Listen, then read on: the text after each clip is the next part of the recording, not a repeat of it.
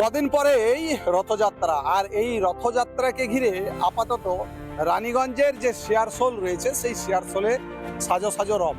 এক সময় শেয়ারশোলের যারা রাজ পরিবার তারা কিন্তু এই রথ বানিয়েছিলেন, যদিও তাদের রথযাত্রা শুরু হয়েছিল কাঠের রথ দিয়ে, পরে তার যে ইতিহাস আছে সেখানে রয়েছে। তারপরে পিতলের রথযাত্রা যে রথ, সেই রথের যে চাকচিক্য যে করার যে কাজ, সেই কাজ কিন্তু শুরু হয়েছে এবং দেখা যাচ্ছে যারা কর্মী তারা কিন্তু ইতিমধ্যেই রথের পেতলকে ঘষে মেজে তার যে চাকচিক্য ভাব তা কিন্তু ফুটিয়ে তোলার কাজ চলছে। পেতলের পাত দিয়ে মোড়া নিচ থেকে ওপর পর্যন্ত রয়েছে এবং এখানে দেখা যাচ্ছে যে বিভিন্ন যে গম্বুজ আকারের রথের মধ্যে রয়েছে। এখানে যে রাজ পরিবারের যে কুলদেবতা, সেই কুলদেবতা এই রথে উঠবেন 7 থেকে 8 দিন।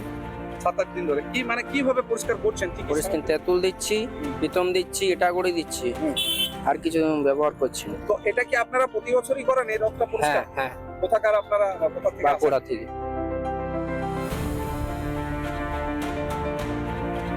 গঙ্গাসাগরের বামনখালীতে 106 বছরে পদার্পণ করলো রথ, আর সেই রথকে ঘিরে সাজো সাজো রথ গঙ্গাসাগরে। 1920 সালে এই রথযাত্রার শুভ সূচনা হয়। এলাকার মানুষ বা বিভিন্ন এলাকার মানুষরা এই রথ দেখতে আসে, ছুটে আসে এই টানে, এই ঐতিহ্যেরটা। আমরাও চেষ্টা করছি এই ঐতিহ্যবাহী রথটাকে যাতে আরো ভালো করে সামনের দিকে এগিয়ে নিয়ে যাওয়া যায়।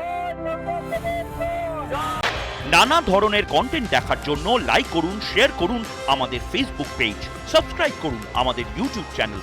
পাশাপাশি অন্যান্য ব্রেকিং নিউজের জন্য অবশ্যই চোখ রাখুন রিপাবলিক বাংলায়।